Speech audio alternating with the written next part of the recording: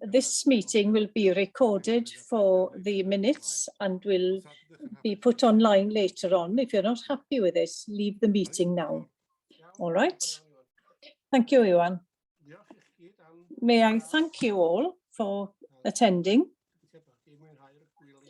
I hope you've enjoyed the holidays. It's frightening now that COVID is increasing again. Welcome, Wyn. You said you were late. Good to see you. Anwen?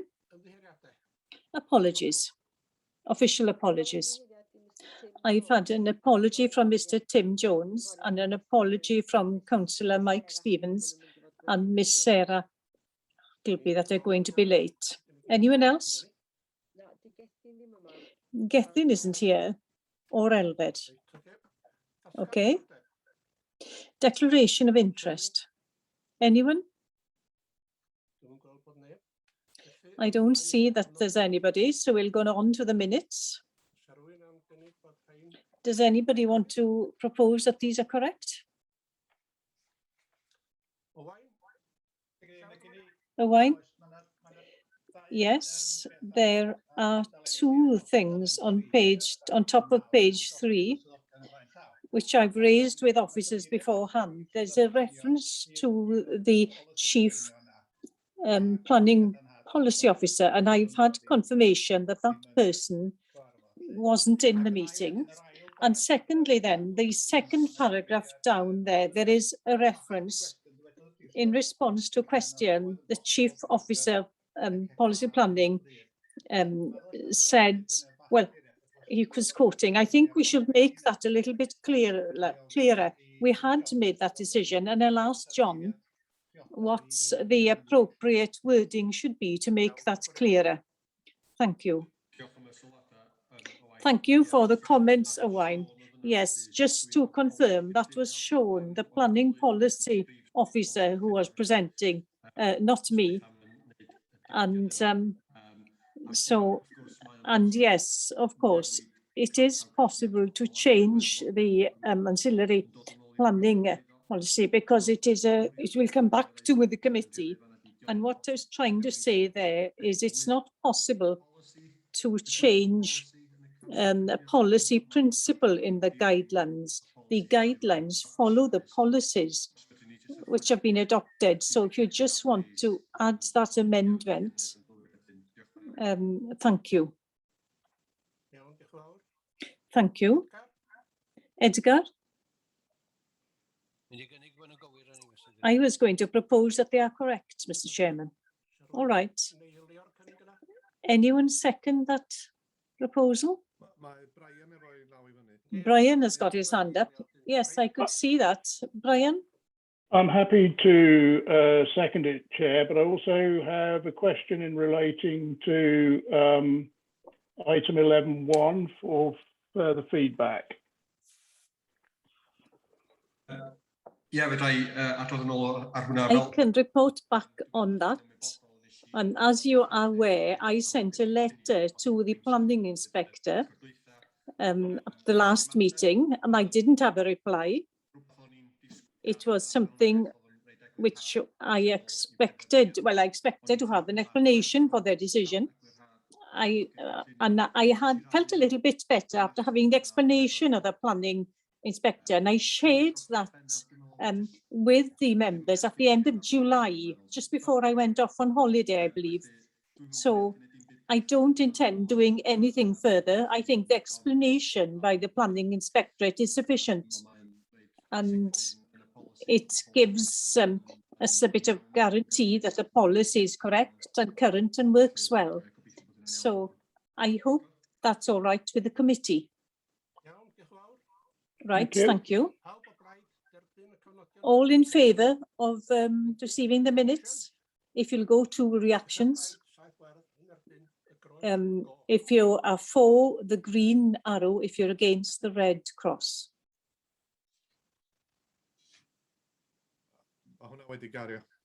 That has been carried. Right. So I'll allow the officer now to erase those before I go on.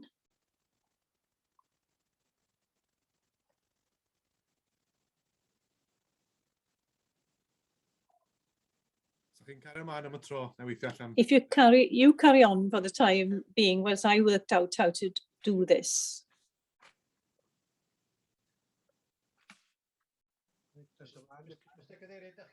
Mr. Chairman, are you still taking matters arising?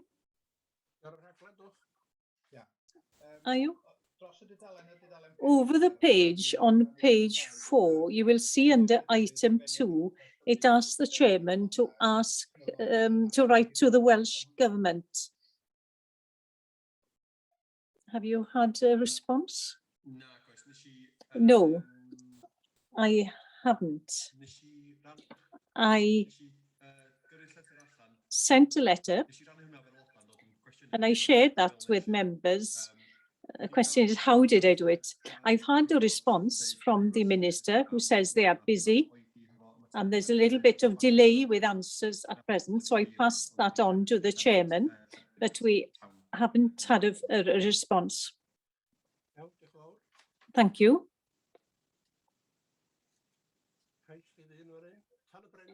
Number 1, Tanabrin Carndol Benmain, with the chalet. Richard? Good morning, Chairman. This is, I'll just share my screen. Let me just bring up the presentation.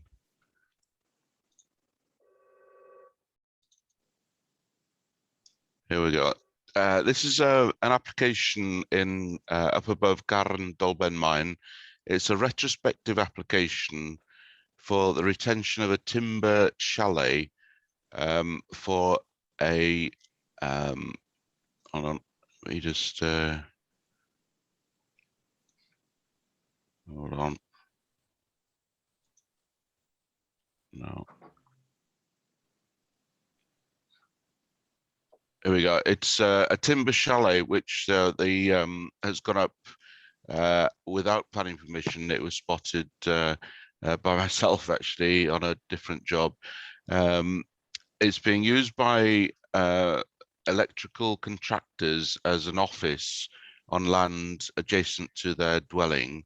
It's very small scale and has been unobtrusively located, and obviously it's been painted as well, quite a decent sort of color.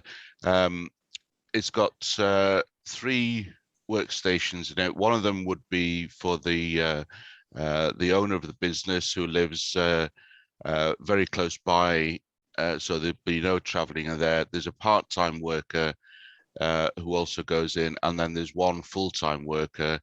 And what it is they direct their contractors and workforce who have their own vans and can pick up their materials from the wholesalers on Penamser in Porthmadog or Penrhyndeudraeth and go out and do their jobs.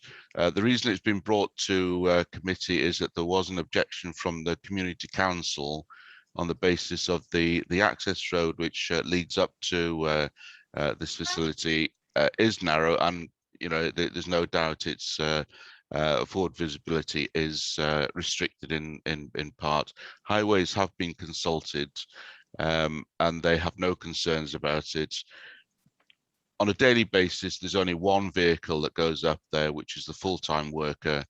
None of the contractors go up there. There's no storage of machinery or equipment. They, as I say, they go to the wholesalers in Penamser and pick them up and then go to the job. Second reason that a community council objected was on loss of amenity to the neighbouring residential properties, but we haven't actually had any objections from neighbours, only from the community council, and we've had assurances from the owners that their contractor vehicles don't go there. They do have occasional deliveries, but it is very occasional, and the only one permanent car that goes up there is the permanent employee. conclusions are that it does fit in with policy. It's a small business on the outskirts of a smaller settlement, and I don't think there are significant or any notifiable loss of amenity to neighbouring properties. The recommendation is to approve, subject to the conditions as quoted in the agenda. Iawn, diolch yn fawr, Richard. Thank you, Richard. Gawn ni lynia pawb yn ôl, os gwelwch chi dda. Can we have people return there? Excellent. Edgar i law i fyny. Right, Edgar had his hand up. Before we go to the recommendation, Chairman, does anybody second that? Ivor? Sa rhywun isio siarad? Seconding. Does anybody want to speak on this? Yeah, please. Yes, please, Chair. Is this building, if it comes into force, is it rateable? Does it pay council tax? Yeah, it's not something that I have information on that, I'm afraid. But I can certainly raise it with Gwynedd Council that it now has valid planning permission, and yes, I can certainly do that. If you would, please. Thank you for that. Alwyn. Thank you, Chair. One question. Is the national cycle path, does that go past here? Does that go past this site? National cycle path? Again, I don't have information on that. There aren't any public right of way that would be affected by this. I'm not aware of where the national cycle path goes, I'm afraid. Iawn, diolch yn fawr. Owain? Right, thank you. Owain, perhaps I could help. From what I recall, the Avion loan is quite close and possibly it goes past there. But if it was passing this way, it would go by that little lane by Tanacoid, which serves the chalet. Does that satisfy you, Alwyn? Yes. Judith. Thank you. Yes, I was just thinking about the concern of the local community council about the increase in traffic. Would there be some kind of sign? Would that help us? Would a sign help with traffic?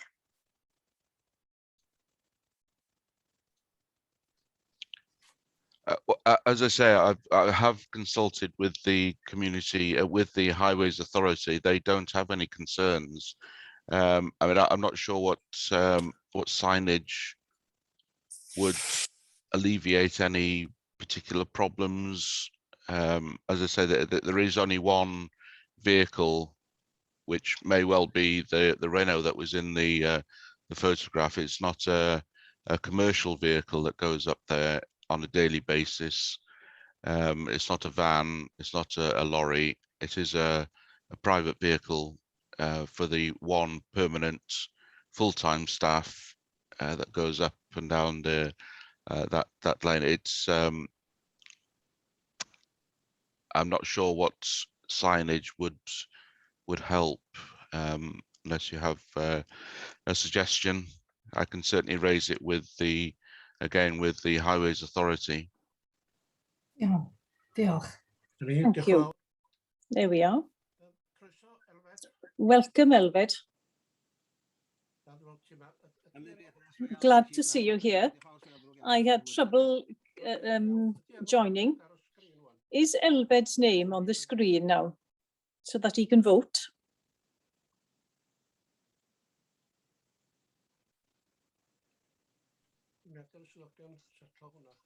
I allow officers to settle that. Brian?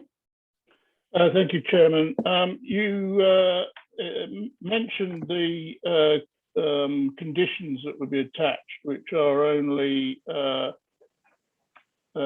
set out as the one, which is that it is carried out in relation to location plans and office layout. In some circumstances, we do condition to the extent that the business or the permission is only granted so long as the current proprietor sort of runs it, or the person living in the house runs it. In other words, it's tied to that. So if there was a change of ownership of Tanner Bryn, that the building would perhaps cease then to be for business use. I don't know whether that is something that has been considered, and whether in fact, because of its rather unique location here, it clearly fits in its current use, but if somebody else took it on and did a different use there, it might be, but still within the same class, it might actually not be quite so acceptable. And whether we should be conditioning it just to tie it to the current occupier and business. Yeah, Brian. Richard, yeah, I mean that's a very fair point, and if members wish me to put a condition tying it to Tanner Bryn and the owners there, or to the business, then yes, I can certainly consider that wordings to that effect. Sorry, Jonathan. Sorry, Jonathan. On that point, usually we restrict possession to some location if it's well, if it means converting a building on a farm or something like that, or something which is associated with something else. With this, well, there are policies. We have policies which are supportive of this kind of development. I feel that we need such a restriction in this case, and if the use changes and things get busier there, and if they expand in the future, then those changes will come under the planning law then, and we can control it through a further planning application. So personally, I think that would be a fair restriction. Thank you, Jonathan. Alwyn, do you want to come in? One other matter. As far as the location of this chalet is concerned, well, this development, is there a reason why the development isn't associated to Tanner Bryn, where the owner lives? That's just a question. It is within the land holding and within 25-30 meters of Tanner Bryn. It is in very close proximity to the Tanner Bryn dwelling. Iawn, diolch yn fawr. Ifor? Thank you. Ivor? Thank you. Mentioning conditions, is it possible to put it in a category on its own, sui generis, or is it something general, as it's within the curtilage of Tanner Bryn itself? It's not within the curtilage of Tanner Bryn. It is on small holding, but in close proximity to Tanner Bryn. I would not say it's within the curtilage. The use class is quite clear, and the description is quite clear that it is in connection with the small holding and with the electrical contracting business. Any change to that would require a change of use. Okay, yeah. Thank you. I don't see any other hands up, but there is a proposer and seconder that we allow this. Alwyn and Ivor, yellow hands, take those down before we go to the vote. Thank you. Everybody who's in favour of allowing this, you go to reactions, a green arrow for, a red cross against. Before we do, is that with the added condition that we've just discussed? Well, according to what Jonathan said, it doesn't suit here. Could you want to come back? Just quickly on that, the main principle to allowing this permission is policy number 19 in the local development plan, which allows small developments for businesses which are within, not just outside their communities. So this is just outside the village, so it falls under policy 19 and coincides with the policy that they're not asking for any further restrictions. So I think it's fine as it is, therefore. If I can come in as well, Brian's amendment wasn't seconded, so it's not part of the vote. So the vote is the original proposal to allow it. Everybody who's in favour, green arrow, otherwise red cross. So it shows on screen now the way you vote. That's something new. I'm willing to second what Brian is proposing, or is it too late to do that? Well, we're having a vote now. It's too late, Alwyn. We're having a vote now. It's been carried. 10 have voted in favour, nobody against.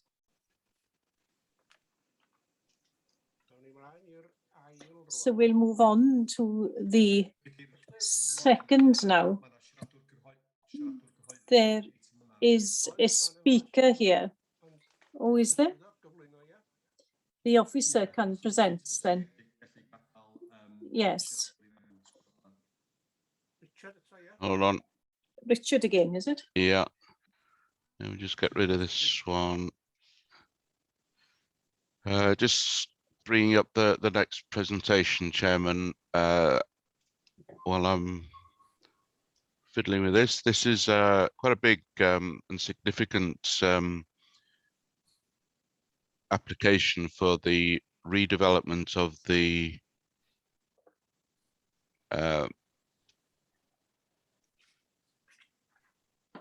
Gwesty Waterloo in Better-sur-Coed.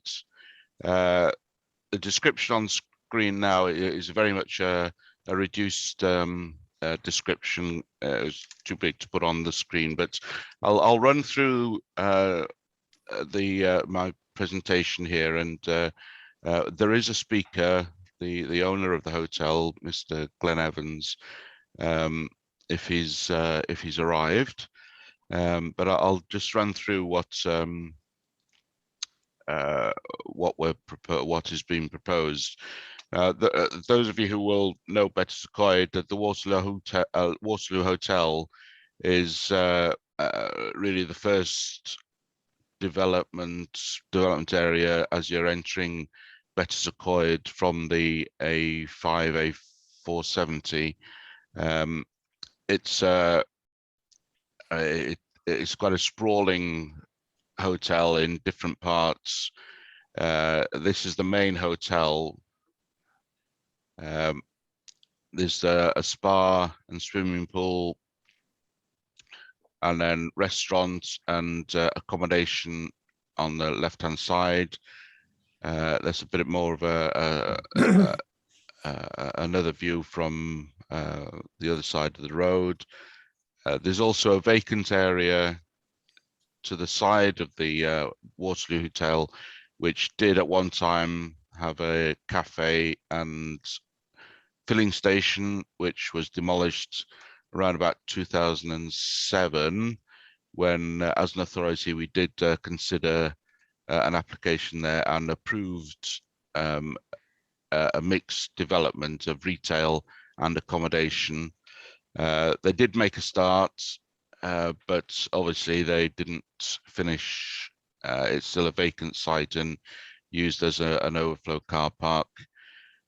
Looking down towards Better-sur-Coed on the A5, there are some fairly close by dwellings here. I understand that the Waterloo operators then have now purchased the first dwelling here and using it as an office, but then there are dwellings in close proximity.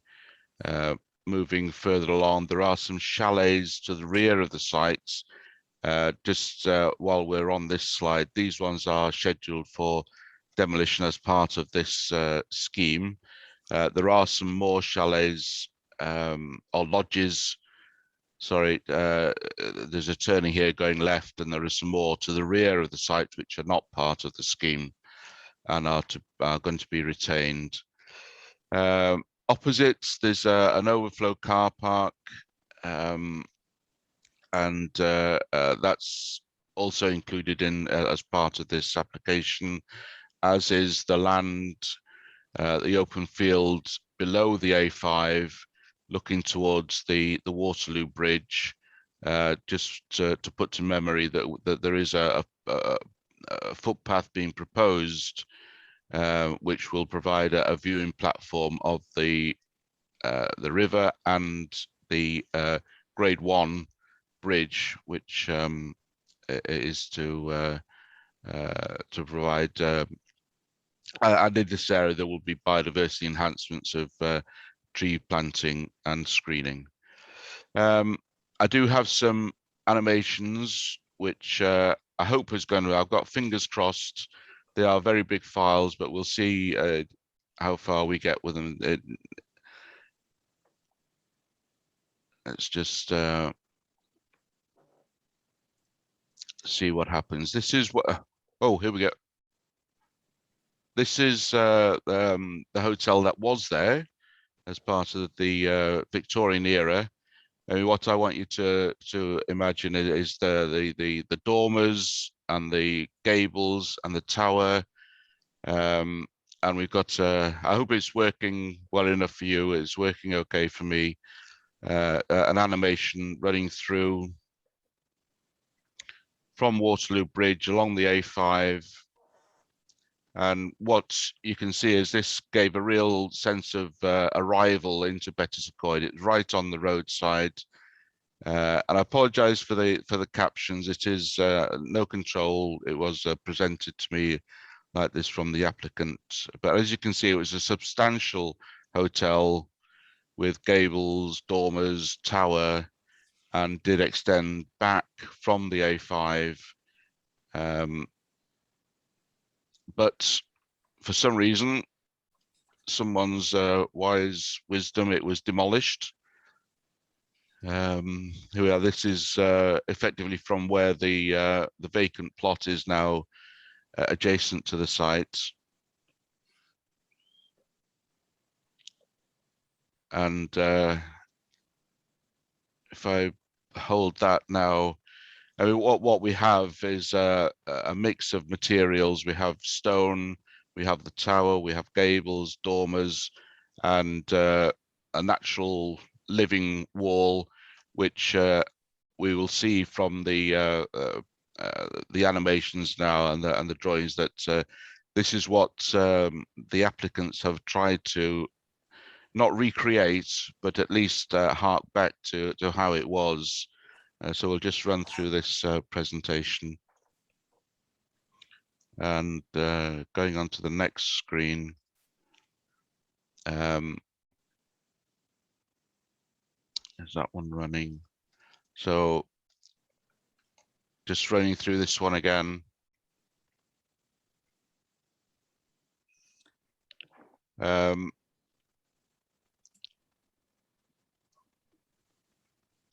Again, this is from the Waterloo Bridge. You can see the footpath running through the adjacent land.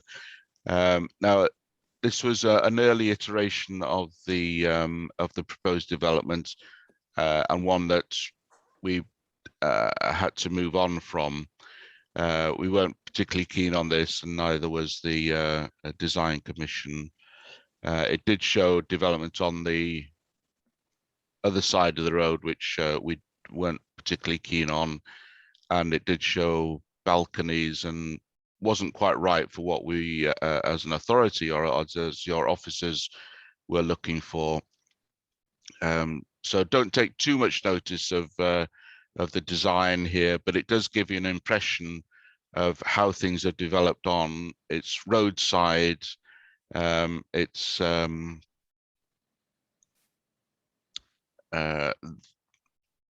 what this does show is the retention of part of the building, and then again it goes moves on to the mixed use development. But again, we've moved on in terms of design, and then I'm not sure it's beneficial now to. I'll move on to the next slide. We've got some artists' impressions here as well, which, I mean, these are now accurate. This is what we are considering. This is the walkway through the adjacent land, which is flood risk. So we did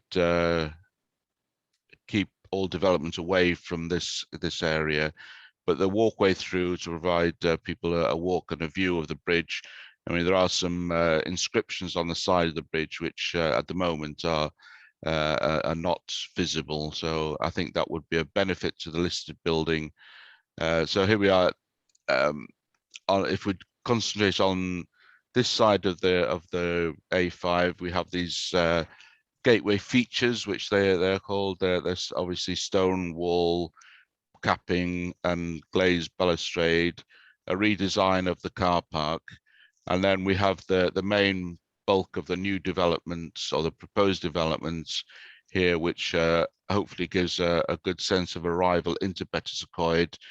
But what the applicants have tried to do is to follow the principles of what was lost when the previous hotel was, or the original Victorian hotel was demolished, which is a central tower, which is 5 stories high, topped by a conference room at the top.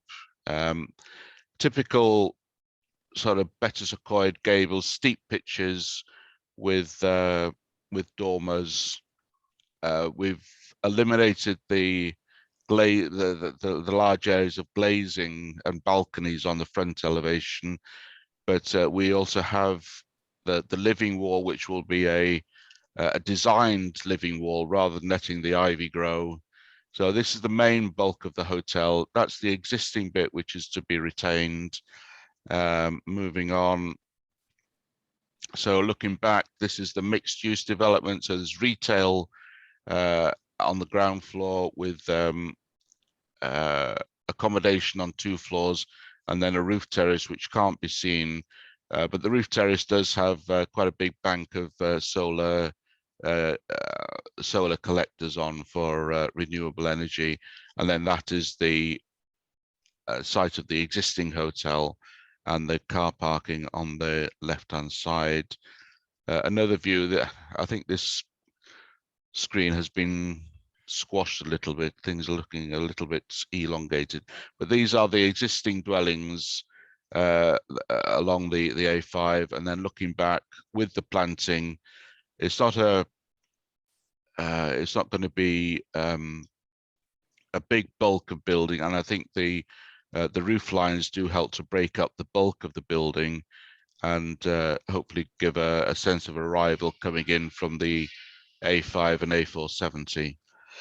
The conclusion is, I mean, there's obviously a big suite of policies that we have to address. I haven't recreated them in my presentation here, but they are in the agenda. We've looked at all the policies. It does fit in. The only one of concern would be the retail policy 24, I think it is, which would now not permit retail in this sort of area, but the applicants do have a fallback position to the 2007 and 2018 permissions, which have an element of retail in. So we have conceded on that, and so the conclusion is that it does fit in with policies. It is a redevelopment, and will I think the design and the visitor experience are going to be enhanced. And what I can do is update the recommendation. We have had the resurvey of the protected species submitted at the end of August. Those have been very quickly looked at by Natural Resources Wales and this authority's ecologist. I know our ecologist was working quite late, providing me with her assessment of the report, and fortunately that has come back, and they're in full support, so we can move on from authorization to determine to one of a positive authorization recommendation to approve subject and conditions. So it is the second of the two recommendations. Fortunately, I mean, we don't like to do the authorization to determine. So it is a positive recommendation now to approve subject to the conditions in the agenda. I don't have an awful lot more to add, Chairman. We do have a speaker if Mr. Evans has arrived and is in the meeting. And I'm happy to take any questions or queries on the report or on the development. Richard. Okay, thanks, Richard. We'll have the speaker first. Is Mr. Evans present? Mr. Evans.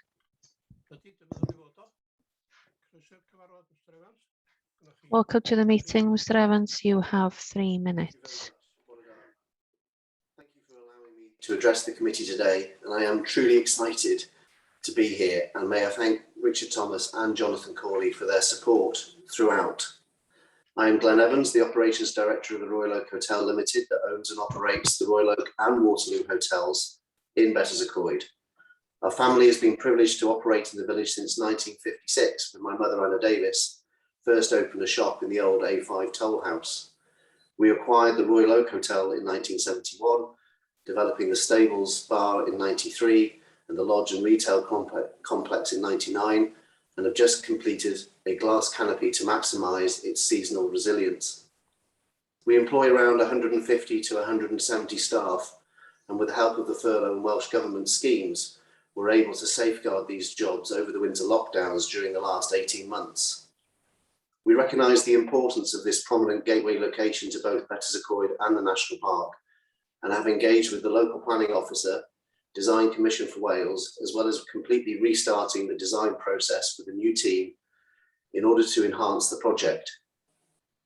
The phased plan provides certainty of long-term growth for us.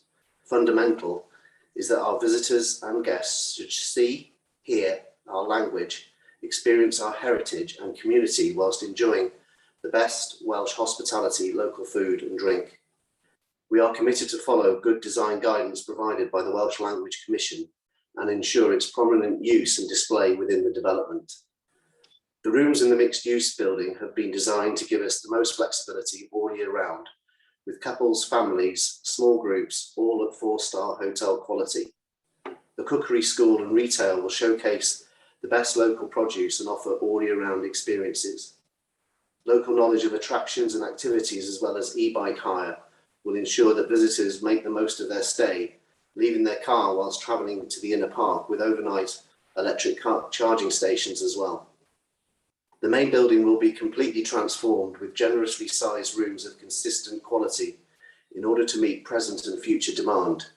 And the building pays tribute to the original Victorian hotel at this site from the early 1800s, which was demolished in 1967, not by us.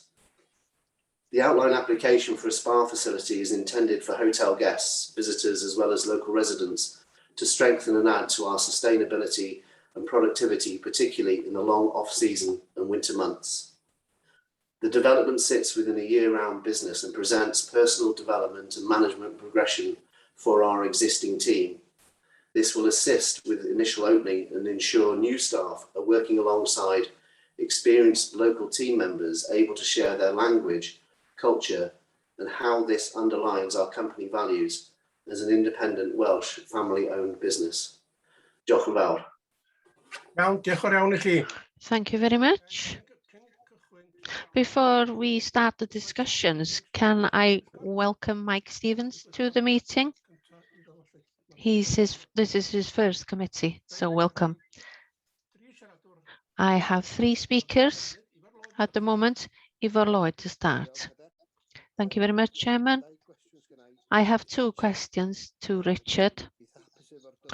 I'm happy with the design relatively. I take it that the design commission is also relatively happy. I like the use of natural materials, which alleviates the impact on the environment. But Caerfelin, apologies, Caerddol, there is a path.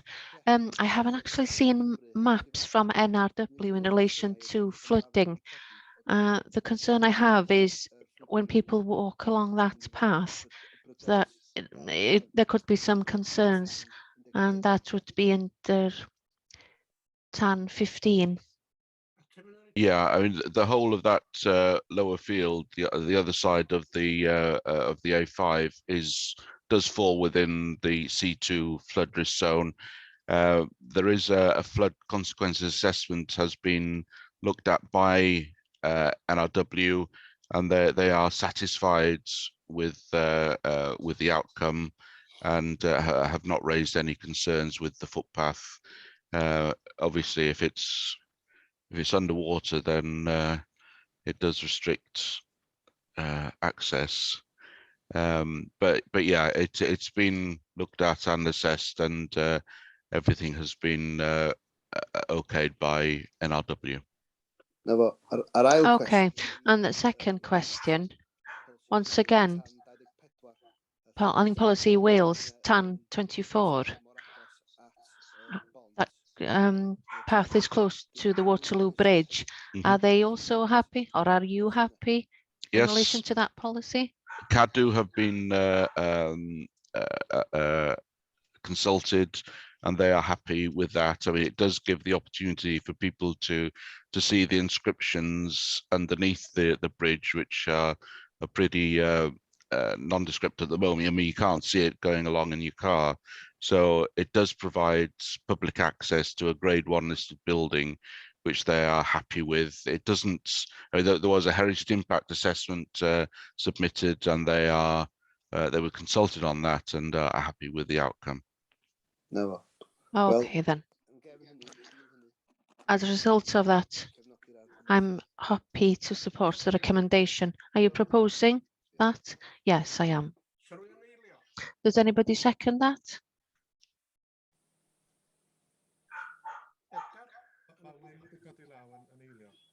Wynne has raised his hand to second that. Brian?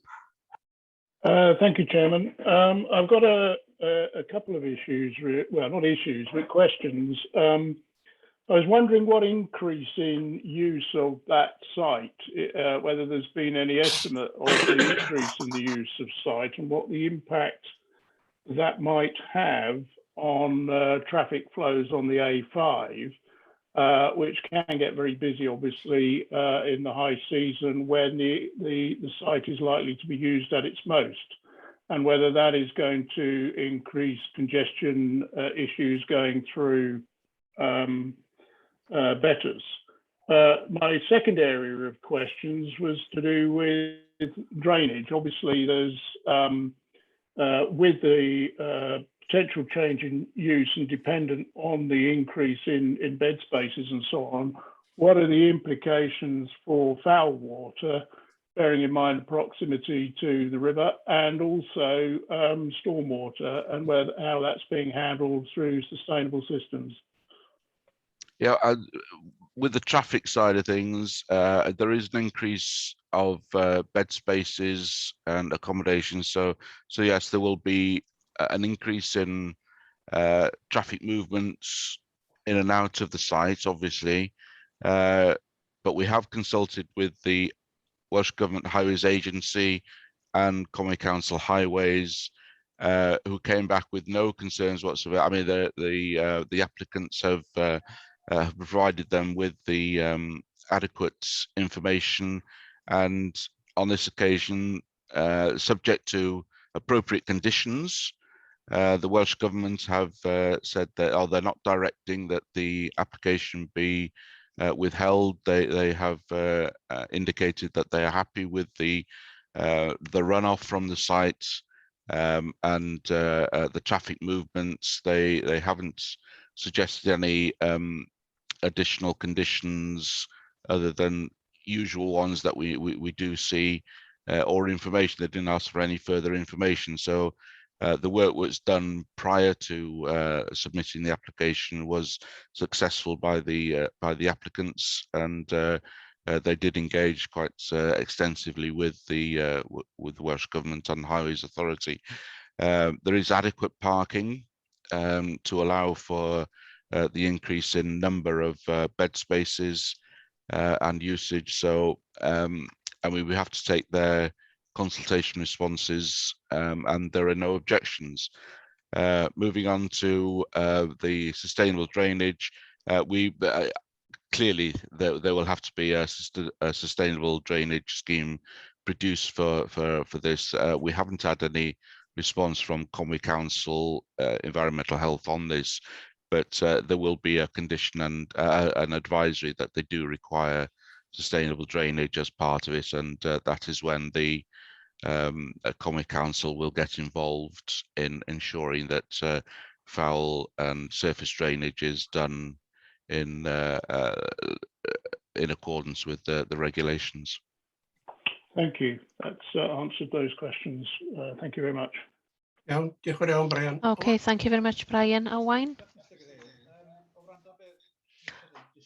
Having listened to Richard describing the application and Mr. Evans's presentation, I think this is one of the most important applications that we have discussed for quite a while now.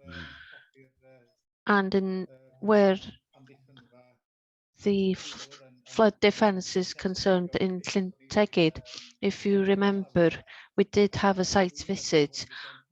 I think this is important enough. You do know, I'm not one for recommending site visits lightly, but I think it is important so that we understand the context, so that we have it clear in our minds how this is going to develop. I would even go far as to say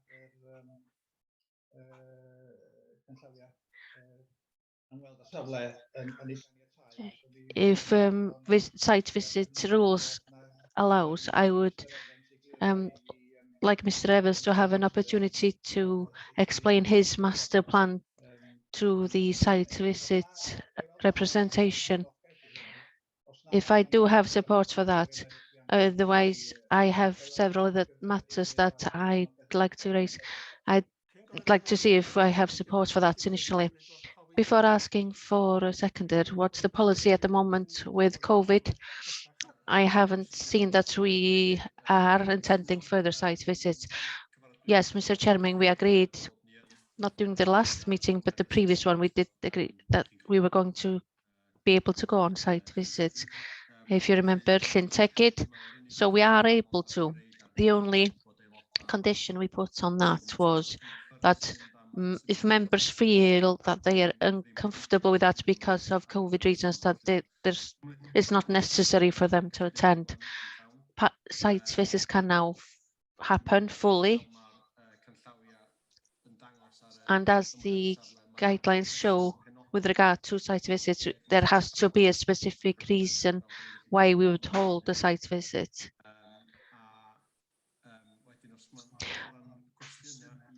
And as far as questions to the owner is concerned, I think we can accept questions through the chairman. I'm looking at Iwan for guidance on this. We haven't had this type of situation before where we want to ask questions of the applicant. I'm not sure if we are able to. Anyway, it would certainly be through the chairman because they're condition in relation to conditions of the committee. Isn't this the actual forum to raise questions to the applicant? Surely not on site. The applicant is here and the chairman can allow for you to ask questions. The only additional comments I wanted to make to that was we've had a proposal for permitting the application already, so we can't accept the site visit as an improvement because it wouldn't be in accordance with giving permission. But if that vote fails, then it's open to Owen to make a proposal relating to a site visit. Can I just add, Owen mentioned Llyn Tegid.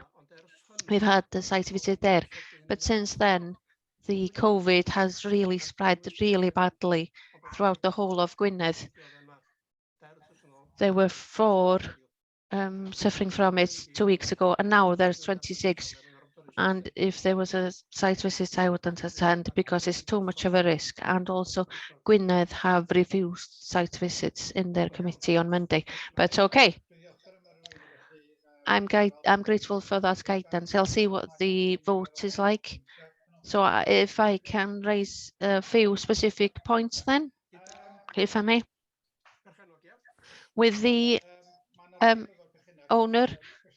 Yes, some of them relate to the owner, but a technical question initially. There has been mentioned that this application includes the principle of a spa, etc. It's not clear to me, according to the plans, where that would be included. If you could show us where, if you would, Richard, where the location of the spa, etc. would be.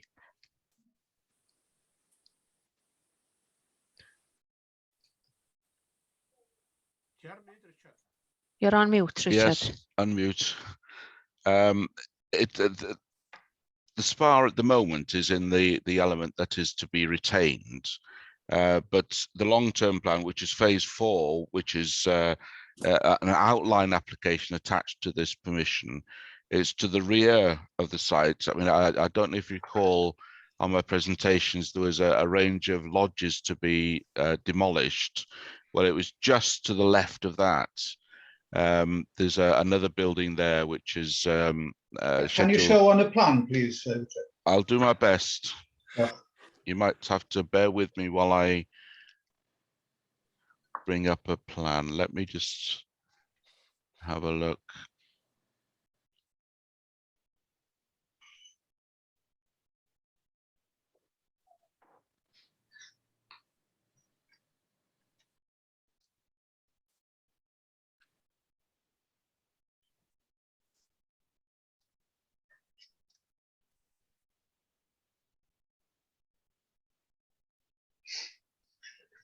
I'm sorry, I'm having a, oh, here we go.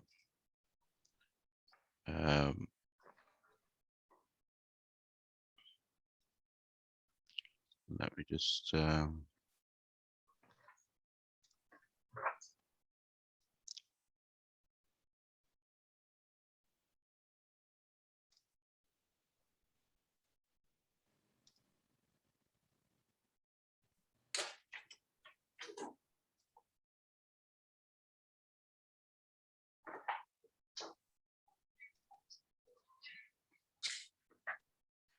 nearly there.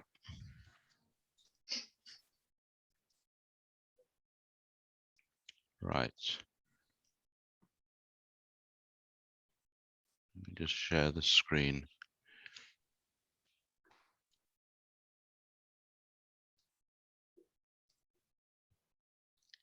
Right. Here is, if I'm sharing the screen, this is the A5 running through. The main bulk of the hotel is here. The proposed spa, part of the outline application, is to the rear of the site in that area there, which is phase 4. Does that help? Yeah. Oh, yeah. So the range of lodges that are to be demolished is in that area there, and then a car park created. That's the mixed use, that's the new development. So the outline application is there, and these lodges are to be retained. And that's the Shell garage on the left hand side there. Yeah. So it's that building outlined in red there, which is to be demolished. We don't have any details of the spa building as it's an outline application. Dwi'n ddiolchgar iawn, Richard. I'm very grateful. It struck me that it was odd that we're talking about part of the application as an outline application. It's and unusual that we're agreeing on a principle of having it there. Yeah, it's unusual having parts detailed, part outline, but yes, we're quite happy to accept that and condition it for, and it is conditioned that we would have to have details fairly soon, certainly within the 5-year time scale. Okay, mae gen I gwestiynau, diolch. Mae gen I gwestiynau, Mr Evans, felly. I have questions to Mr Evans, therefore, on the economic, social side of things. If I can just come in there, those questions have to go through the chair. Just to make it clear that it goes through the chair. If Elwyn agrees with asking questions, yes, certainly, carry on. Mr Evans described, as far as the importance of the economic, social and linguistic importance of this development as it stands at the moment, the policy that we have and the guidance encourages developers to maximize or improve the situation of the Welsh language and the economy locally as well. I raised the matter with Jonathan beforehand. I feel that the conditions relating to that side of the benefits is a bit weak at the moment. You did refer, Mr Evans, about the fact that you were willing to cooperate with the language commissioner. There have certainly been cases where there's been more emphasis of getting people to promote the Welsh language in its more extensive stance. For example, that the staff should at least achieve level 1 in relation to the Welsh language so that they can at least greet the visitors. On the economic side of things, you emphasized the need to cooperate with local suppliers, etc. But there's room there to look at the supply chain. And thirdly, we all know at the moment that there is a lack of staff in the hospitality sector, and I'm sure that Tracy would agree with me. Obviously, we're trying to encourage as many as possible that do become vacant to be filled locally. Is there room for us to for discussing a development skills plan? Mr Evans?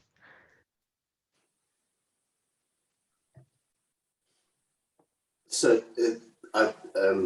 thank you very much, and I think there are three issues there. We have a Welsh language mitigation statement.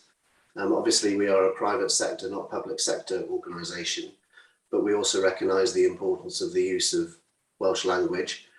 We're fortunate that we have a lot of local already. We have no, by the very nature of our rural business and its location away from major population areas and post-Brexit, we're very much focused upon local staff and their training, skills and development. And we're fortunate that we have a fantastic core of people who already live locally to us. And we're able to recruit and add to this portfolio during an existing business operation, so that, for example, we don't go from an empty business to a full business overnight. We will look to bring on board, skill, develop and train. And we already have very close links with local further and higher education establishments, with Llandrillo College and Group Menai and North Wales Training. We are engaged with the apprentice programme and the Kickstarter programme in order to maximise our exposure to the local labour market and bring in a phased training development of new staff ready to open up each phase of this project as it goes forward. That's partly the reason why we're phasing it. It's also good business. We understand that. We've operated in Betws-y-Goed since 1956, and we do understand the importance of the Welsh language, and it's just its natural application within a business. And we will look to what we can do in order to achieve those measures. The Waterloo has recently had a programme of hosting Welsh language for new starters with the local community over the last, well, it finished up in 2019 for obvious reasons with COVID. Whether that still continues, we're welcome to support that, but I believe it's moved online, as a lot of these things have during the pandemic. As far as local suppliers is concerned and our supply chain, we heavily use local suppliers at the moment. I believe that, for example, our local spend with the local butcher is over £150,000 a year as it stands. And that's just one of our local suppliers, in addition to a local baker, a local drink supplier. We use a lot of local Welsh produce, and we really want to showcase and build on that, because we are blessed over the last 3 to 5 years with an explosion of quality Welsh local produce, the likes we've not seen in recent years, which is fantastic. And we're really looking forward to showcasing that. And the open kitchen and the cafe, which sits within the mixed use building, is purposely designed to provide an enhancement to that showcase and that experience. We do have a Welsh language mitigation statement that's been submitted to the park. So I don't know if that answers your questions. Diolch, Mr Evans. Owain, should I know? Yeah. Do you want to come back? Yes, I'm very grateful for that explanation. I've been heartened by what Mr Evans had said with the supply, etc. side. Obviously, there are measures in the pipeline. As far as the Welsh language is concerned, it's just a matter of alleviating and improving and maximising conditions for the Welsh language. And I would be happier if there was a condition asking the applicants to develop a scheme to promote the Welsh language, possibly in cooperation with the Welsh Language Commissioner. But that is the direction in which the policy context is going in Wales.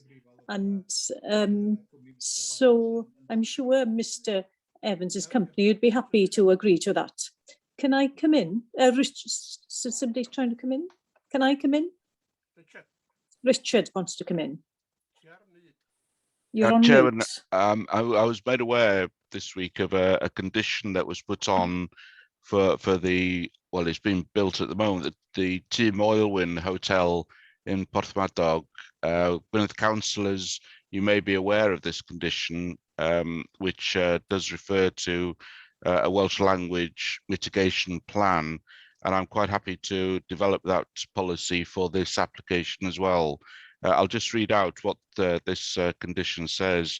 The applicant developer must provide a Welsh language mitigation plan for written approval by the local planning authority prior to the occupation of the building, hereby approved. So somewhere along that sort of lines, I'm quite happy to put a condition, and I know that the applicants are happy for that condition to be placed on this permission as well.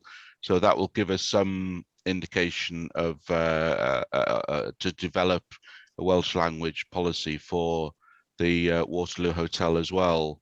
It'll be part of their, again, I've seen a copy of their Welsh language scheme. Unfortunately, I've only got it in paper copy. It came in just this week. So, but we can develop this as part of the application and hopefully come up with something that you'd be happy with, councillors. Un pwynt bach, Mr. One little point, not only mitigating, but mitigating and improving as well. Yes. That's the thing. Yeah, I understand that. Yep. Thank you. Becca?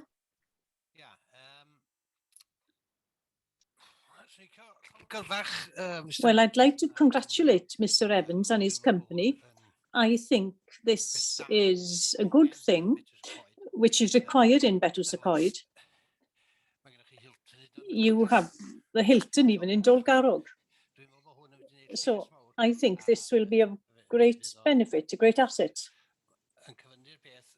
It will, you know, tie things in with the bridge to Betws-y-Coed, and I look forward to going there in the near future. Thank you, Edgar. Alwyn? Well, Edgar has stolen most of my sermon. I think it's an exciting development, and we need a company such as this and with a vision. And I look forward to seeing the work completed in the future, and all the best to them. But accepting what has been said already, I would be very supportive of this plan. What concerns me most is this authorization of the recommendation that we authorize the planning director to decide on this scheme. I think perhaps, well, I don't know if there will be a visiting panel or what, but perhaps there's room here for some kind of definite plan where we as a body can decide on it as a whole, rather than we deputise the right to officers to do so. Can I come in there?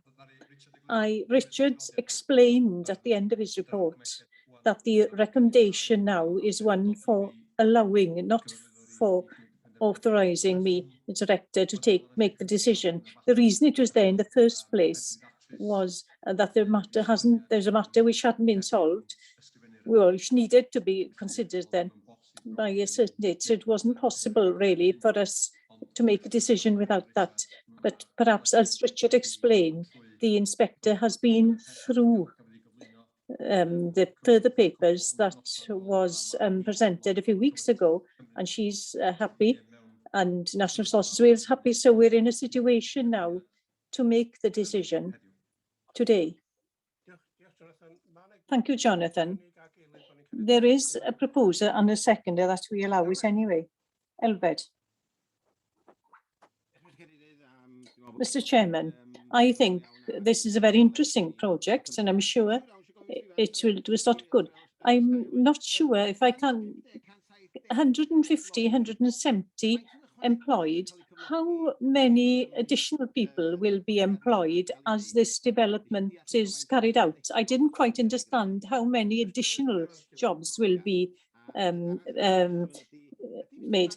That's a question for Mr. Evans. Also, I know there are some tourism company, rather than employing people part-time, which you know, doesn't help with mortgages, etc. Many tourism companies give people hours in summer, but they employ them on a permanent basis.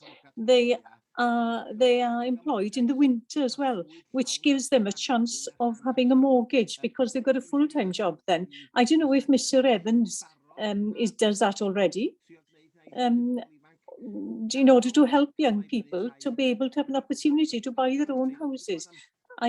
I've heard about young couples who were part-time previously. They were made full-time and they worked long hours in the summer, and they were still employed or kept on as employees in the winter, which gives them an opportunity to get a mortgage. I don't know if Mr. Evans does the same, but I'm supportive of this project. Mr. Evans? I can confirm that we're looking to employ around 70 to 75 extra staff, additionally to the 150 and 170 that we would normally look to employ. That's as far as the jobs growth and created is concerned. We do employ in the region of 140 to 150 all year round on both part-time and full-time basis. Some people want full-time hours, some people want part-time hours, but those part-time people are employed all year round. We have a seasonal requirement for college and students, which they tend to be with us all year round as well. And they work not just the summer holidays, they work the October half term, Christmas, February half term, as well as Easter and Whitsun to supplement their income whilst they study at college. That works really well for us because it means that come the winter, we don't, I can't remember in the last 10 years when we ever laid anybody off for the winter. What we do is we look to retain skills. The current COVID pandemic has shown the benefit of retention of skills all year round, because when it came to reopening in the spring of this year, we were able to carry our 140 to 150 permanent members of staff into the beginning of the season, whereas other seasonal businesses were looking to start from scratch. And that really has helped us throughout the year. And we have looked at throughout the year of protecting and safeguarding that core, very important core of permanent staff by making sure that they're not overworked, that we've restricted the business accordingly to match their capabilities throughout. So we recognise the importance of the staff. They're not an Excel spreadsheet. They are the lifeblood of our organisation, and we're incredibly proud of them. And we're just really looking forward to training and skilling the next generation and the next cohort within the business, and doing it within a new development which has the state-of-art facilities, and it has a very outward-looking approach to both its sourcing, but also the new generation of hospitality workers. Thank you very much, and all the best with the project. John? Yes, I'm very glad to support this application. A good experience for the visitors, and with businesses always in the park where it's the same, there's not enough time for visitors to stay. And this, of course, is going to help with that problem, and it will be a place of good high standard. Thank you, John. Mike? Thank you, Mr. Chairman. Just to say, I think this is an incredibly imaginative and very bold application, and I'm very supportive of it. We need more and more quality accommodation in Wales, and this is a massive investment by these people, so I'm very supportive of it. Just back on the question of job creation and things like that, part-time jobs are often much maligned. I mean, as an employer myself, I have a number of part-time or short hours working people who, that's what they want. They don't want to work full-time. And more we're getting applications for people saying, can they have part-time work? Because people don't want to be working 8 hours a day, 7 days a week. So on that point, I think what the applicant has said about his recruitment and retention of staff, because if you've got good staff, you want to keep them. You skill them up, you train them, and you want to keep them. But yes, great imaginative idea, fabulous application, and I give it 100% support. Yes, Mike. Judith? Thank you, Mike. Judith? Thank you. Yes, I feel bad that we can't visit because of COVID. It's a pity, especially with an application such as this. But thank you, Mr. Evans, for the answers. As far as the Welsh language is concerned, you think of Portmeirion, etc. It's worth contacting them for their language policies, maybe. I don't see there's anybody else who wants to ask a question, but I've got one question for Mr. Evans. This is my personal curiosity. There was a planning permission previously here years ago. We had a site visit, and did they go ahead with the plans then? Site visit years ago?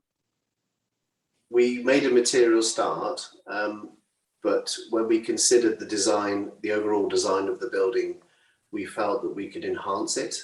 And we restarted the process in 2018 following a recommendation from the Design Commission to take a step back, and the existing application that we had was only related to the former decommissioned petrol station site, and we wanted certainty that once we had developed the petrol station site that we could then move on to the main hotel site. And it was really fundamental to our plan that those two aspects would fit together and complement each other to create a synergy between the two first phases. The application, the permission that we had could have resulted in a disconnect between the petrol station site and the main hotel. And in order to overcome this, we went back to the Design Commission for Wales, who were very helpful, but also very strong that we should really take a step back and basically consider the overall site with a blank piece of paper. And you will see in your documentation that we have done a substantial amount of heritage analysis and contextual analysis work with the new architects, the landscape architect in particular, as well as the heritage analyst. And that groundwork set the foundation for the reinvention of the scheme in a way that we felt reflects what the visitor will see when they arrive first in both Betws and the Snowdonia National Park from the A5 and the A470 at a prominent gateway location, which reflects the Victorian heritage of the Betws village as far as tourism is concerned, but also the use of the materials that would have gone on when those tourism destinations were first created. So it's been a long journey for us, and we recognise the importance of this sort of arrival gateway, and that's what's driven our desire to make sure that we go back and get the best that we can through the consultation and the design process. Thank you, Mr. Evans, for that. A clear answer. Owain, be brief. One minor point. I did make an amendment with the condition for mitigating and promoting the Welsh language, but I don't remember anybody seconding that. So before you put it up, if you're willing to accept that amendment, may I second, Mr. Chairman? I would be happy to put that condition in as well. All right, thank you. Right then, we'll go to the vote. We'll vote on the amendment, which Owen just mentioned, with amendment. Everybody in favour? Allowing with the amendment. Everybody against?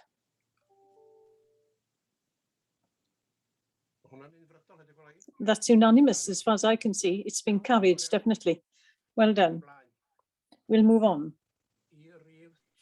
to number 3. Thank you very much. Which is the Dyffryn Ardudwy playing field. Thank you.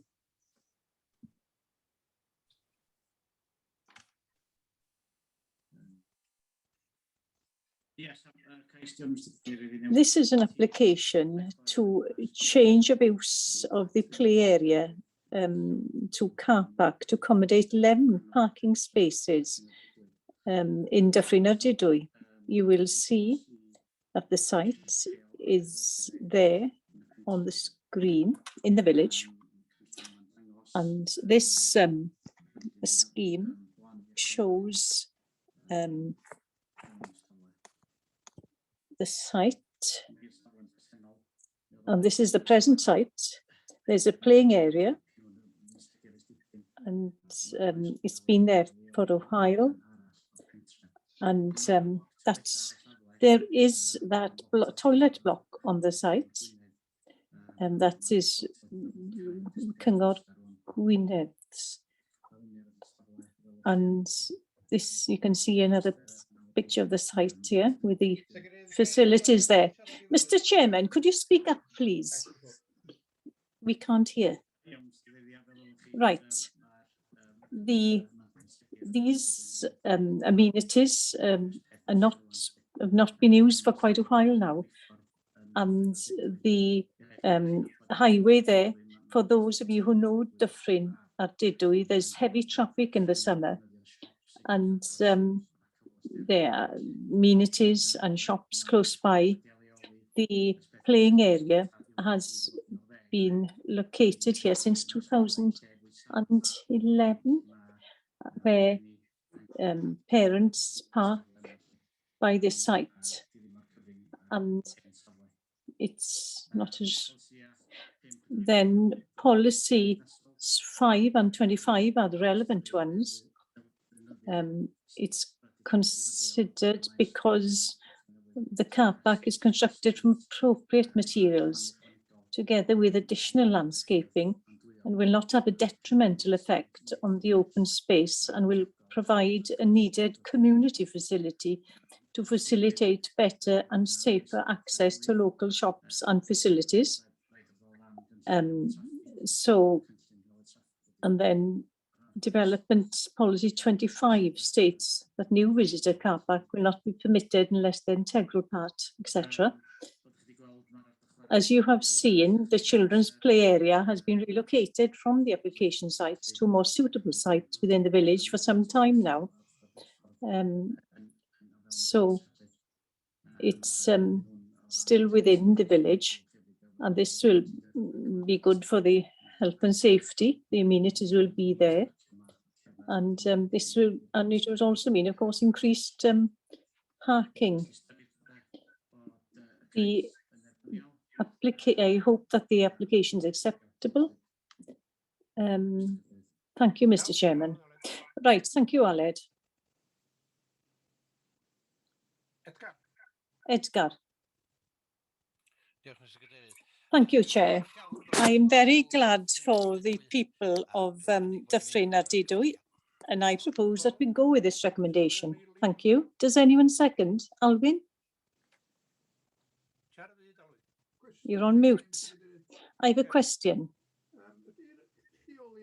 Is the location on the new play area on the map at all? No, it isn't, Mr. Chairman. It's across the road, more or less, to the present one, towards Dyffryn a Didwy. It's on a safer site. Okay, is there a seconder to the proposal? I'll second. Thank you. John? Yes, I'll second the proposal. I'm supportive of this. I'm glad to see this will be a help to the local area with more parking spaces. Ivor?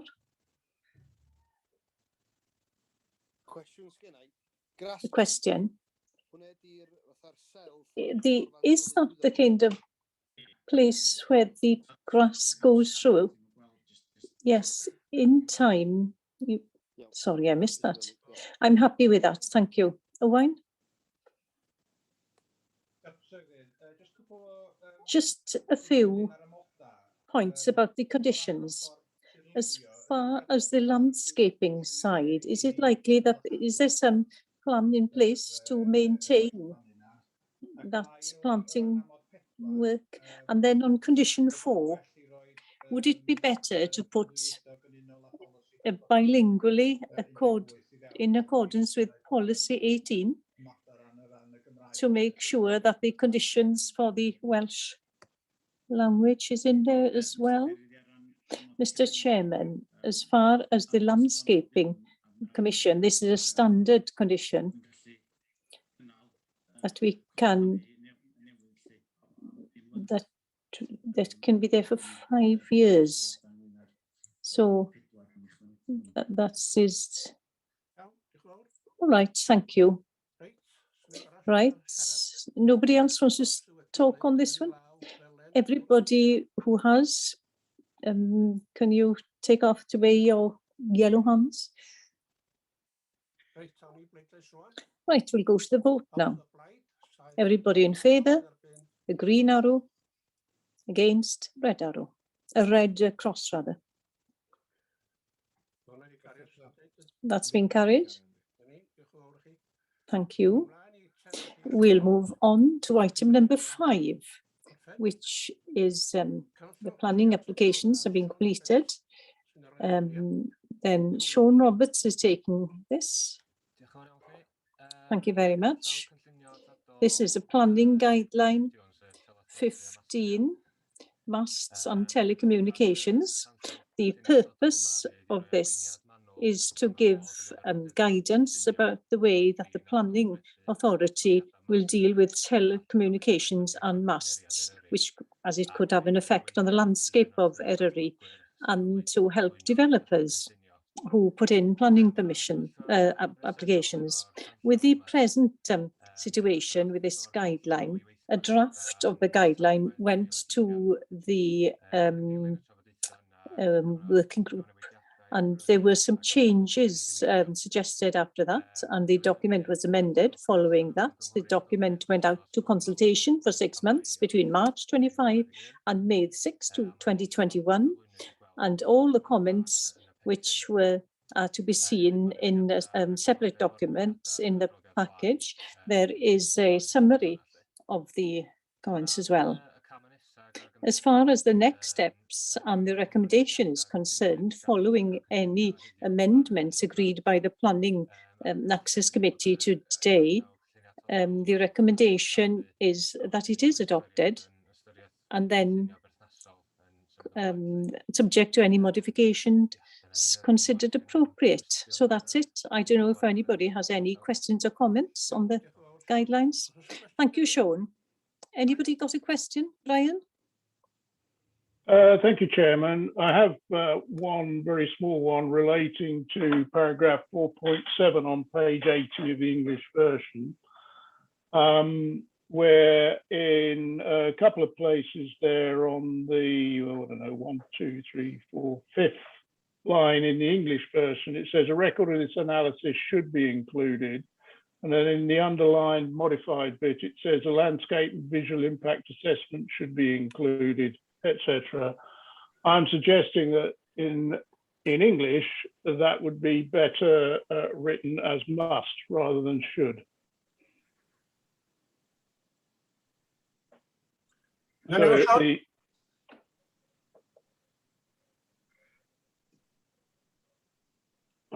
I don't know whether that's an interpretation issue or whether it is, you know, in the Welsh is got a similar connotation. Yn y Gymraeg. In Welsh, it says, well, it should rather than must in the Welsh, but I can change it if you want to must, if you agree. I'm proposing that I'm proposing it should be changed to must. Yes, we can do that. Is there a seconder to that proposal? I'll second that. So we can do that with the proposal at the end. Judith, thank you. Yes, I'm aware that the emphasis is on the effect on the landscape, but I am aware that there's varied opinion about health issues. Areas in India have prevented masts near schools. The antenna law in Chile prevents them from being by schools, nurseries, hospitals, and the homes for the elderly. So I think it's important that you keep an eye on the science here. Thank you, Judith. I don't see there's another hand up to speak. Yes, Mike wants to speak. Mike? Thank you, Mr. Chairman. Yeah, just very quickly, as a sort of a manufacturer in rural Wales for many years, one of the biggest problems we suffer from is very poor communication links with our sort of counterparts across the border.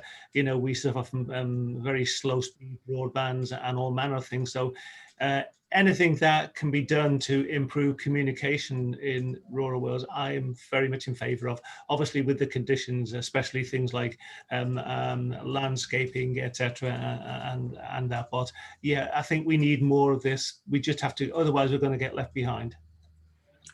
Iawn, diolch yn fawr. Right, thank you. Anybody proposed? I'll propose. Okay. Is there a seconder? Edgar, okay. We'll go to the vote. Everybody in favour? Green arrow. That's been carried. Yes, carried. Thank you very much. Thank you for that. Then Planning and Access Committee. Who's doing this? Who's introducing this?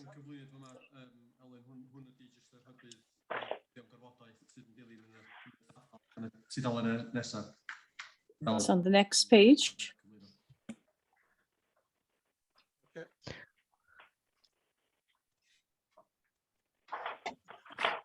Alan, 93 ymlaen, ia? So cwestiwn ar hwn. Any questions in relation to page 93 onwards? Expecting a retrospective planning application for information. Page 96. 97. 98. 99.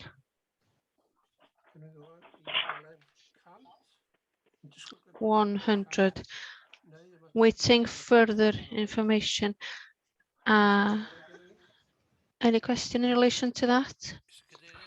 Mr. Chairman? I have a question. I couldn't actually find what I wanted in the document initially. On page 94, with Castell Cydwm, Betrws Garmon, could we just have an update on that, please? Castell Cydwm, Betrws Garmon. The untidy condition of the land. Certainly, I can provide an update. Basically, we're currently trying to contact the owner in respect to sort of organising an actual visit, so we can ascertain exactly what the situation has been there. Excuse me.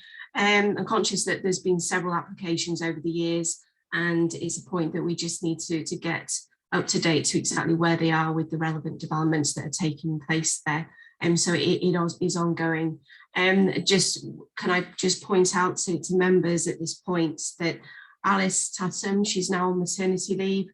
So currently, the compliance situation is that relevant officers and myself are basically taking over sort of many of the cases and progressing them forward.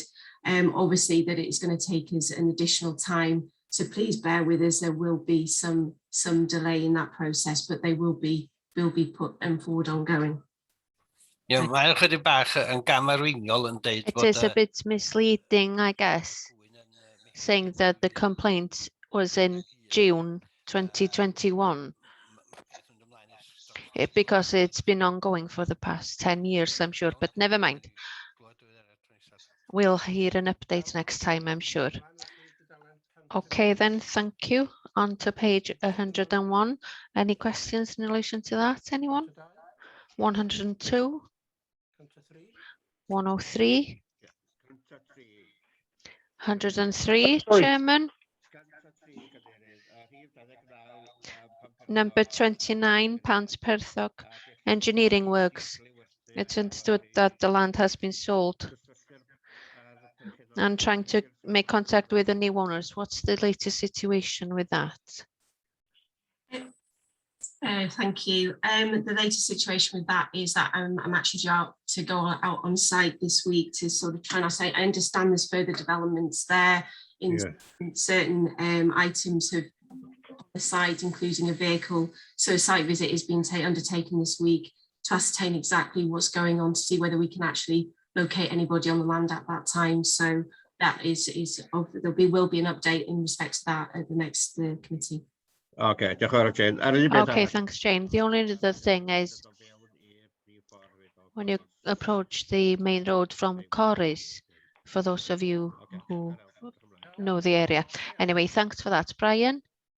Sorry, Chair, whipping back to page 102, number 25 there, land opposite Tanner Castle, Galwithian. Well, sorry about the pronunciation. The contact with the owner and a site visit due in June 2021, bearing in mind this is relating to an enforcement notice. Do we have an update on that one? Yes, the update in respect to that is I've spoken to the relevant officer who's handling it. Obviously, they're currently also doing policy work as well. They have carried out a visit, and I think there has been a slight improvement, but it is not. It hasn't obviously been fully complied with the notice. Therefore, we are going to look at proceeding to take further action in that respect, which will be prosecution proceedings. As I say, just with the relevant resources that we have at the moment, things are taking us a bit longer. I think the main instance and the main sort of the thing we need to consider here is the fact the enforcement notice is in place. So it's not a case that there's no actual action that has actually been taken. It has been. So. Thank you. Iawn, diolch yn fawr Jane. Okay, thank you very much, Jane. 104.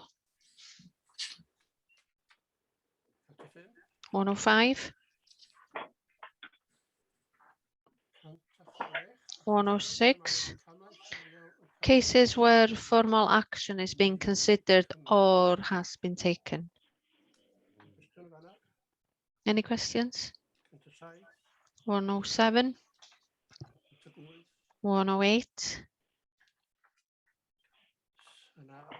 109. Mr. Chairman, can I just provide an update in respect to Nanai, because I was very conscious that at the last meeting we did say that a report and sort of drone footage would be presented to this committee. I've explained on this committee report that sort of due to sort of rather than leave and trying to organise meetings and so forth to progress this is now not going to be taking place in meetings till September. So I'm anticipating that report and the drone footage will go to the next committee in October.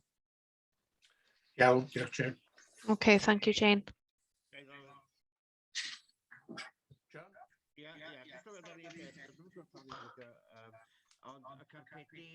The carpets in Llanelltid, as I understand it, they're still there and they haven't been moved.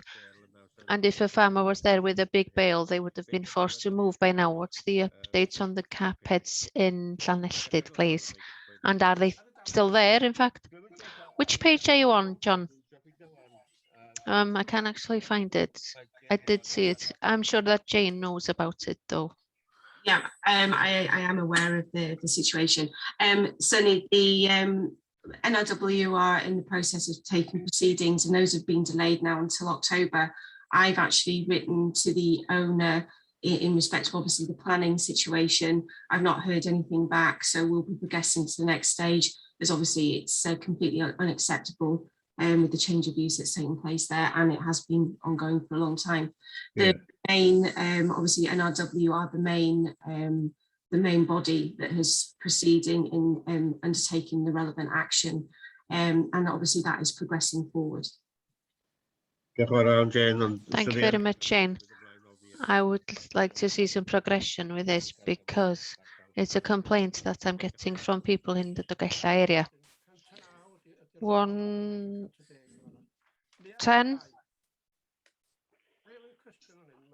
In relation to Nana, it's obvious that the external condition survey has now been completed, and it is obvious that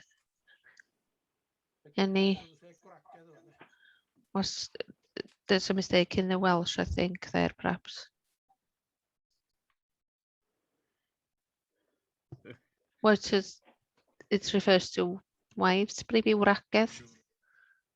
Not sure.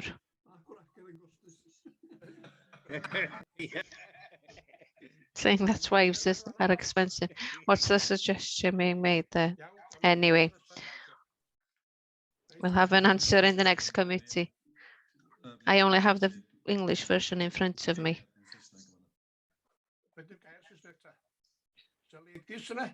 Expensive. Jane, have you got the English, the first paragraph of the last column there? I bring the last version. Which item are we looking at here? The Nanai one? Nanai, yeah, the first paragraph of the furthest column on the right. Yeah, the external conditions survey is now being completed. Can you just read it out? Because there's a misunderstanding on a word within the Welsh version. English... maybe it's the misspelling of repiars. I don't know if that's been translated. Yeah, but anyway, could be something else. Sorry, yeah, it might be the spelling mistake. There is a spelling mistake on the word repairs on the actual English version. So do you want me to just read it out? What the it says the external conditions survey has now been completed, and it is evident any temporary or permanent repairs will be costly. Confidential discussions are now ongoing in relation to how the authority can progress the safeguarding of the building. Okay, thank you. We're correct, both versions then. 110, 111. And that's it, unless there are other questions. We'll go on to the 106 agreements. And then outstanding applications where more than 13 weeks have elapsed. Any questions? It's for information, really. Yes, Chair, I have a question, and so is Owen, I think. Yeah. Okay, Brian. Yeah, mine is in relation to page 117. I'd like some, this is the land at Castellmawr, which was the poultry shed, if my memory serves me right, and all the amendments and things that are in there, bearing in mind it was a long debated, long researched and difficult application. I'd like a bit more information about this and whether it is still in the consultation period and whether it's going to come back to committee. In respect to this application, I'm understanding that it's still going through the consultation, although I think it will be due to sort of be at an end now. I know that there is I think the environmental health, the consultation from themselves, we haven't had any response to that. Obviously, we were going to collate all the information. At this time, I'm not sure whether it was a case that it did need to go to committee. I'm not quite sure whether the Community Council have provided any consultation response to it. I can provide and get an update from the relevant officer for yourselves. Brian. Okay, thank you. Yeah, is that I mean, okay, Brian? my personal view is that bearing in mind there's things like increases in height, changes to the vegetation and so on and so forth, as it was such a contentious issue in committee and in the community, we maybe ought to see it again before decisions are made on it. Just a point in Cadeirydd, Brian. Just in relation to that point, Chairman and Brian, as Brian said, in consideration of this application, I think it was likely that we would take this to committee in any case. Thank you.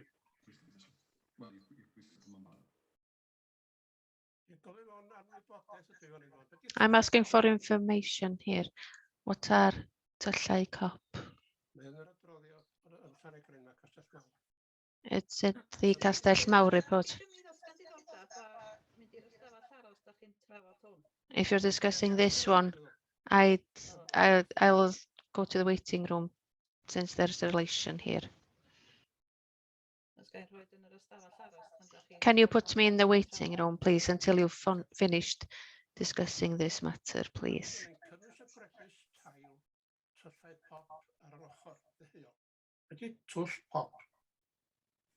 What is the tull pot? Jonathan doesn't know. It's in the chicken shed where the actual chickens come out, apparently.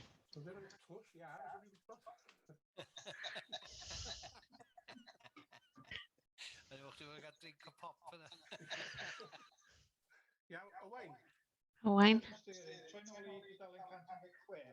Going back to 116 and the first one on the list, Utica buildings. I just wanted some guidance from the officers. We've had this for the past 2.5 years. I don't know what the attitude of the applicant is. Would it be more suitable that to give a warning that we would be refusing this within 3 months? And if the applicant wants to take the matter further, then he can go to appeal and perhaps ask for costs against the highways, so, because they've taken so long to come to make a recommendation. Before officers respond to this, can I remind you that we have a member in the waiting room now? I think that item has now, you've finished with that item now and you've gone on to something else.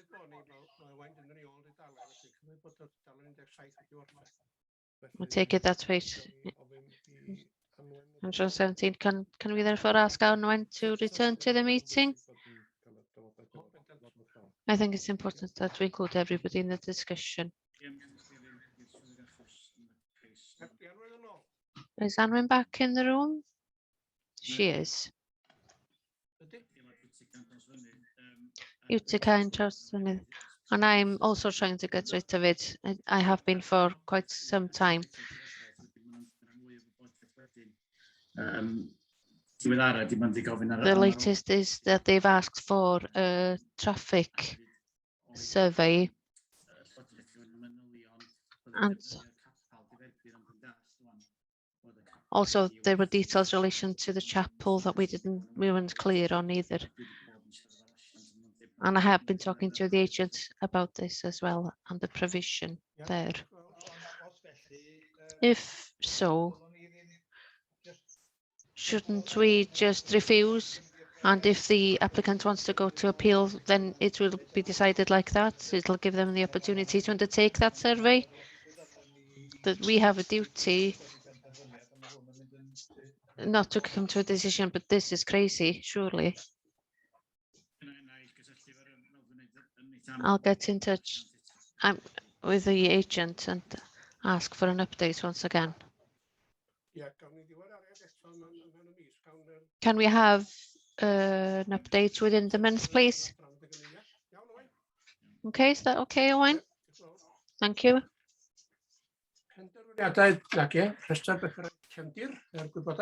Background papers for information. Delegated decisions, once again for information. Permitted applications, page 120. 122, 122, 123, 124, 125, 126. Applications refused and the reasons for refusal: 127, 128, 129, 130, 131. Then we have an appeal decision for information, 132. Unless there are any questions in relation to these appeals, we have finished. I can't see anybody's hand up. Anwen? With the appeal decision with the kennels, everybody in the area has been very surprised. I've been very surprised that this has been permitted with so many letters of objections having been received by the park. Could we ask to write to them to ask why it's been permitted with so many objections being received?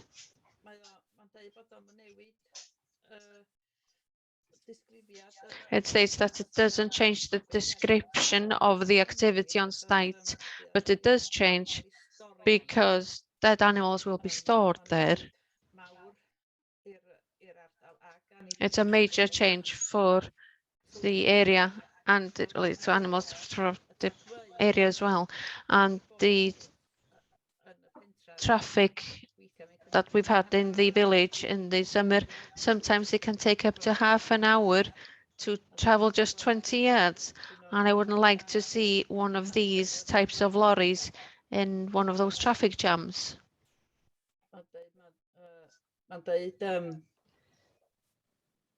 It states that there is very little evidence to state that the application would be unacceptable because of traffic and because of the smells.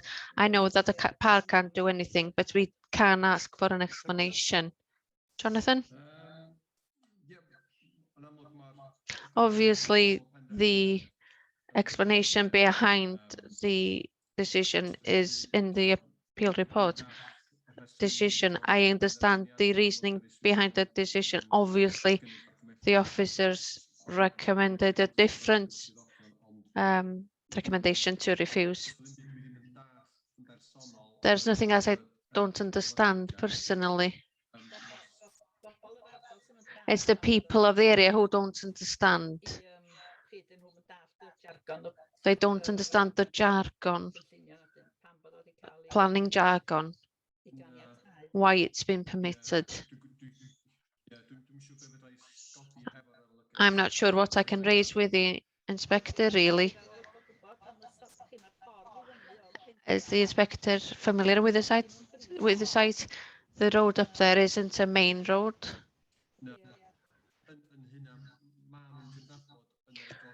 In that sense, they do recognize that the road is narrow and twisty-turny, but the number of movements would be about 10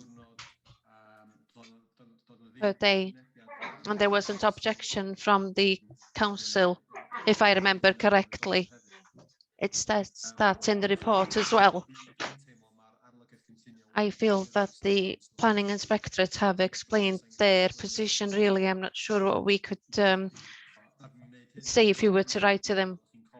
If you remember, we did this in the last committee in relation to a different application where we didn't understand as officers one part of the explanation. But in this one, personally, I do feel that they have explained every point. We may not agree with everything, but I understand everything that they've actually said. Can I just add? There are pretty strict conditions in relation to this decision when they start to use the site. I'll send you those conditions. And when? Okay, thanks, Aled. Edgar? Would it be appropriate to actually put the report on the village notice boards for the community council? Do the community council actually get this in any case? Yes, we could send the report of the appeal, and it's up to them what they do with it. I have already sent the report to the community council. What about simplifying some of the terms if they don't understand the jargon? Yes. Okay, fair enough. Okay, that's it. We've finished with planning. There's another meeting. Are we having a break? There's a working group now. Yes. I'm sure that everybody would like a comfort break, I'm sure. If we